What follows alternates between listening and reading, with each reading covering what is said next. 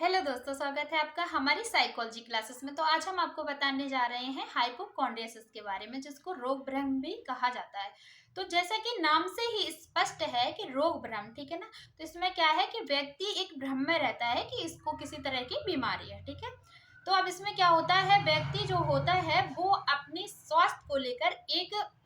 तरह की भ्रम में रहता है, ठीक है ना। तो उसको किसी तरह की चिंता रहती है, और जब वो चिंता बहुत अधिक बढ़ जाती है तो उसको लगता है कि उसे किसी तरह की बीमारी है, ठीक है। अब कभी क्या है कि कभी उसको जैसे कभी लगता है कि उसको कुछ ना कुछ समस्या हो रही है, कहीं दर्द हो रहा है, ठीक है ना। तो अब क्या होता है कि जो अब जैसे उसको लग रहा है कि कहीं उसको दर्द हो रहा है, कभी उसको सर में दर्द हो रहा है, कभी पेट में दर्द हो रहा है, या कभी उसके पैर में दर्द है, या कहीं ना कुछ प्रॉब्लम हो रही है। तो अब क्या होता है कि जब ये जो DSM-4 TR के अनुसार, जो DSM-4 TR की कसौटी के अनुसार, इसको क्या है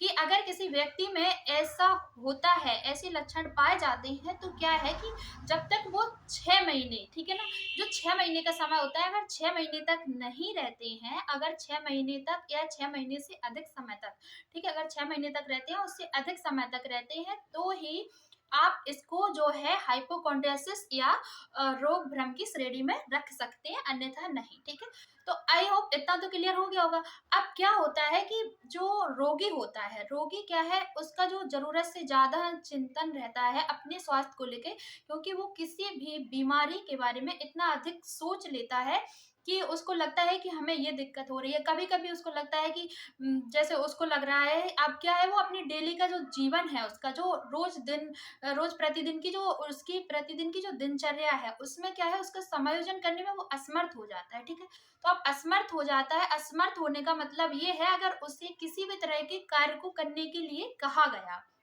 समझना मेरी बात। जब जैसे उसको आपने कहा कि किसी भी कार्य को करने के लिए आपने कह दिया उसको, ठीक है। तो अब आपने कहा कि मान लो उससे आपने कहा कि आपको घर से बाहर कुछ सामान लेने जाना है। तो क्या होता है कि कभी उसने बोला तो हाँ, तो जैसे आपने बोला कि कभी कुछ सामान लेने जाना है, अब उसको क्या है कि कभी वो बोलता है कि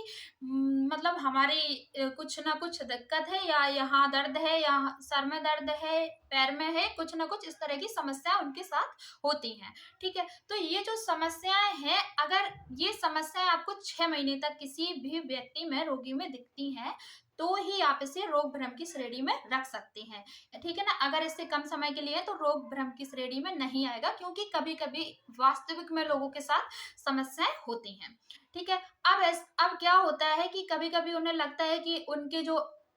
यौन अंग हैं, सेक्स ऑर्गन हैं, तो उनमें कुछ न कुछ भयंकर या मतलब कोई मतलब जो लंबे डिसीज़ कुछ भी ऐसी समझ लो, कुछ ज़्यादा समय तक रहने वाली है ना, तो उनको लगता है कि उनके यौन अंगों में कोई शारीरिक बीमारी होने वाली है, ठीक है ना? कुछ ना कुछ प्रॉब्लम हो जाएगी, इस तरह की जो कि उन्हें भयंकर लगती है, ठीक है ना। अब क्या है कि ये दिक्कत होती है उन्हें, ये ऐसा सोचने की वजह से। अब वो सोचते हैं लगातार, क्योंकि उनको लगता है कि किसी भी तरह की बीमारी है जो लंबे समय तक रहती है, या किसी भी प्रकार की ऐसी बीमारी जिससे उन्हें बहुत ज़्यादा डर सताता रहता है, ठीक है। तो इस तरह की जो बीमारी होती हैं, उनके मन में और उनकी चिंता जो बहुत अधिक बढ़ जाती है, उसके कारण भी होता है, ठीक है। तो अब क्या होता है, जब वो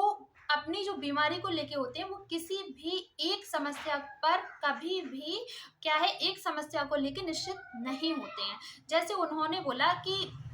जब उनसे जैसे कभी ये नहीं कहेंगे कि हमारे अगर सर में दर्द है, तो सर में दर्द ही रहता है, ठीक है ना। वो खुद अपनी जो समस्याएं होती हैं उनकी, उनको लेके वो खुद इतना कंफ्यूजन में रहते हैं कि उनको लगता है कि कभी यहाँ दर्द है, कभी वहां है, कभी कुछ है, कभी कुछ है, इस तरीके से, ठीक है। अब क्या होता है, जब उन्हें डॉक्टर के पास ले जाया जाता है, मेडिकल परीक्षण के लिए ले जाया जाता है, तो उनसे पूछा जाता है, तो वो कभी भी अपनी प्रॉब्लम को जो है एक्सप्लेन नहीं कर पाते हैं, मतलब अपनी प्रॉब्लम को अच्छी तरह से नहीं बता पाते। अब वो क्यों नहीं बता पाते हैं, उसकी भी कुछ समस्याएं हैं। अब वो क्योंकि उसको तो यह लगता है ना कि मुझे कभी यहाँ दर्द, मतलब वो अलग अलग परेशानी उनकी रहती है, किसी एक एक अंग की परेशानी को लेके वो निश्चित नहीं होते हैं। अब क्या होता है, तो अब आप समझ सकते हैं,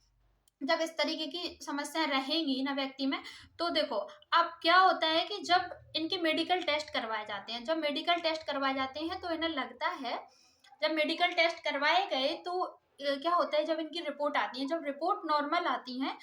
तो इनको लगता है कि मेडिकल जो टेस्ट के लिए जो रिपोर्ट करवाई, जो मेडिकल टेस्ट हुए हैं उनके, और जो उनका जो रिपोर्ट आई हैं उनमें क्या आया है, अगर वो नॉर्मल रिपोर्ट आई है तो उनको लगता है कि जरूर मेडिकल जो टेस्ट करवाए गए हैं उनमें कुछ ना कुछ समस्या रही होगी, है ना। तो वो कभी इस बात को एक्सेप्ट नहीं करते हैं कि उन्हें कोई दिक्कत नहीं है। उनको लगता है कि मेडिकल टेस्ट के जो मेडिकल टेस्ट करवाए गए हैं उनमें कुछ ना कुछ समस्या के कारण रिपोर्ट जो है नॉर्मल आई है, और उनमें उनकी बीमारी का कुछ भी जो रिजल्ट है वो नहीं आया है, ठीक है ना। तो इस तरह की समस्या उनको लगती है, और क्या है कि इस तरह की समस्याएं महिला और पुरुष में समान ढंग से हो सकती हैं। तो आई होप आप सभी को जो हाइपोकॉन्ड्रियासिस रोग भ्रम है ये समझ में आ गया होगा। तो मिलते हैं आपसे नेक्स्ट वीडियो में, तब तक के लिए थैंक यू सो मच। आप वीडियो को लाइक करें, कमेंट करें एंड शेयर करें, और चैनल को सब्सक्राइब करना बिल्कुल ना भूलें, और बेल आइकन को प्रेस करें जिससे कि नेक्स्ट वीडियो जब भी आए तो आपको मिल जाए, ठीक है ना, आपके पास नोटिफिकेशन आ जाए। Thank you so much.